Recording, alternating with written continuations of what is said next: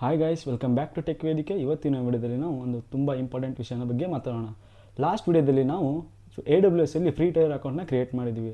ಈಗ ನೀವು ಅನ್ಕೊಂಡಿರ್ಬೋದು, ನಾವು AWS ಅಲ್ಲಿ ಫ್ರೀ ಟೈರ್ ಅಕೌಂಟ್ನ ಕ್ರಿಯೇಟ್ ಮಾಡಿದ್ದೀನಿ, ಈಗ AWS ಇರೋ ಎಲ್ಲ ಸರ್ವೀಸು ಫ್ರೀಯಾಗಿ ಸಿಗುತ್ತೆ, ಫ್ರೀಯಾಗಿ ಯೂಸ್ ಮಾಡೋಣ ಅಂತ ನೀವು ಅನ್ಕೊಂಡಿರ್ಬೋದು. ಆದರೆ ಅದು ತಪ್ಪು. AWS ಅಲ್ಲಿ ಅವರು ಫ್ರೀಯಾಗಿ ಕೊಡ್ತಾರೆ, ಬಟ್ ಅದಕ್ಕೂ ಕೂಡ ಒಂದು ಲಿಮಿಟ್ ಇದೆ. ನೀವು ಯಾವುದೋ ಲಿಮಿಟ್ ಇಲ್ದಂಗೆ ನೀವು AWS ಸರ್ವಿಸ್ನ ಯೂಸ್ ಮಾಡಿದರೆ ನಿಮಗೆ ಬಿಲ್ಲಿಂಗ್ ಬರೋ ಚಾನ್ಸಸ್ ಇರುತ್ತೆ. ಮತ್ತು ನೀವು ನಿಮ್ಮ ATM ಕಾರ್ಡ್ ಅಥವಾ ಕ್ರೆಡಿಟ್ ಕಾರ್ಡ್ ಕೊಟ್ಟು ನೀವು ಸೈನಪ್ ಆಗಿರ್ತೀರ, ಅದರಿಂದ ಅಮೌಂಟು ಡಿಟೆಕ್ಟ್ ಆಗುತ್ತೆ. ಸೊ ಇದರಿಂದ ನೀವು ಪ್ರಾಬ್ಲಮ್ನ ಫೇಸ್ ಮಾಡ್ತೀರಾ.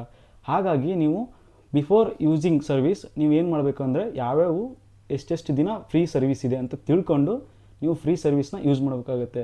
ಅದಕ್ಕೆ ನಾನು ಇವತ್ತಿನ ವಿಡಿಯೋದಲ್ಲಿ ನಾನು ನಿಮಗೆ ಫ್ರೀ ಸರ್ವಿಸ್ ಯಾವುದಾದಿದೆ, ಎಷ್ಟು ದಿನ ಫ್ರೀ ಸರ್ವಿಸ್ ಸಿಗುತ್ತೆ ಅಂತ ಹೇಳಿ ನಿಮಗೆ ತೋರಿಸ್ಕೊಡ್ತೀನಿ ಯಾವ ಥರ ನೋಡೋದು ಅಂತ. ಅದನ್ನು ಫಾಲೋ ಮಾಡಿ ಬಿಫೋರ್ ನೀವು ಯಾವುದಾದ್ರೂ ಸರ್ವಿಸ್ನ ಯೂಸ್ ಮಾಡೋಕ್ಕಿಂತ ಮುಂಚೆ ಅಲ್ಲಿ ಹೋಗಿ AWS ಅಲ್ಲಿ ಫ್ರೀ ಸರ್ವಿಸ್ ಯಾವುದಿದೆ, ಎಷ್ಟು ದಿನಗಳ ಕಾಲ ಅವರು ಫ್ರೀ ಸರ್ವಿಸ್ ನಿಮಗೆ ಕೊಡ್ತಿದ್ದಾರೆ ಅಂತ ತಿಳ್ಕೊಂಡು ನೀವು ಯೂಸ್ ಮಾಡಿ. ಅದಕ್ಕೆ ಈಗ ಏನು ಮಾಡಿರಿ ಅಂದರೆ, ಗೂಗಲಿಗೆ ಹೋಗಿ ಕ್ರೋಮ್ನ ಓಪನ್ ಮಾಡ್ಕೊಳ್ಳಿ. ಕ್ರೋಮ್ನ ಓಪನ್ ಮಾಡಿಕೊಂಡು ನೀವು AWS ಫ್ರೀ ಟೈರ್ ಅಂತ ಸರ್ಚ್ ಮಾಡಿ. ಇಲ್ಲಿ AWS ಫ್ರೀ ಟೈರ್ ಅಂತ ಸರ್ಚ್ ಮಾಡಿ ನೋಡ್ಬೋದು. ಫಸ್ಟ್ ಲಿಂಕ್ ಬರುತ್ತೆ, ಅಮೆಝಾನ್ ವೆಬ್ ಸರ್ವಿಸಿಂದು ಪೋರ್ಟಲ್ ಬರುತ್ತೆ. ಇದನ್ನು ಕ್ಲಿಕ್ ಮಾಡಿ ಫಸ್ಟ್ ಲಿಂಕನ್ನೇ. ನೆಕ್ಸ್ಟ್ ಇಲ್ಲಿ ನೋಡ್ಬೋದು ಅಮೆಝಾನ್ ಫ್ರೀ ಟೈರ್ ಅಂತ ಇದೆ. ಸ್ವಲ್ಪ ಕೆಳಗಡೆ ಸ್ಕ್ರೋಲ್ ಡೌನ್ ಮಾಡಿ.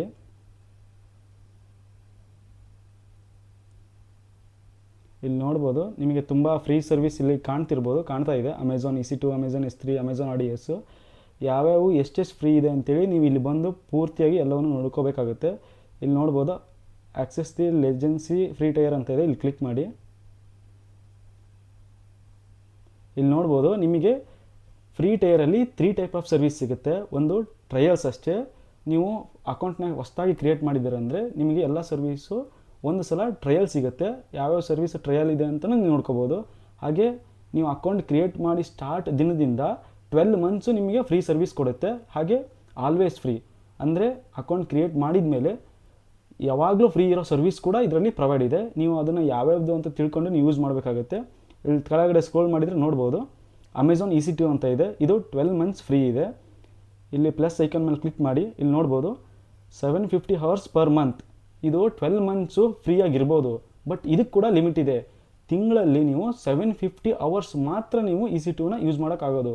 ಅದಕ್ಕಿಂತ ಜಾಸ್ತಿ ನೀವು ಏನಾದರೂ ಯೂಸ್ ಮಾಡಿದರೆ ನಿಮಗೆ ಬಿಲ್ಲಿಂಗ್ ಬರೋ ಚಾನ್ಸ್ ಇರುತ್ತೆ. ಹಾಗೆಯೇ ಇಲ್ಲಿ ಒಂದು ಸ್ವಲ್ಪ ಸ್ಪೆಸಿಫಿಕೇಷನ್ ಕೊಟ್ಟಿದ್ದಾರೆ. ಅಂದರೆ ನೀವು ಸ್ಟೋರೇಜ್ ವಿಂಡೋಸ್ ಅಥವಾ ಸ್ಟೋರೇಜ್ ಯೂಸ್ ಮಾಡಬೇಕಾದ್ರೆ T2 ಮೈಕ್ರೋನೇ ಯೂಸ್ ಮಾಡಬೇಕು ಅಥವಾ T3 ಮೈಕ್ರೋನೇ ಯೂಸ್ ಮಾಡಬೇಕು.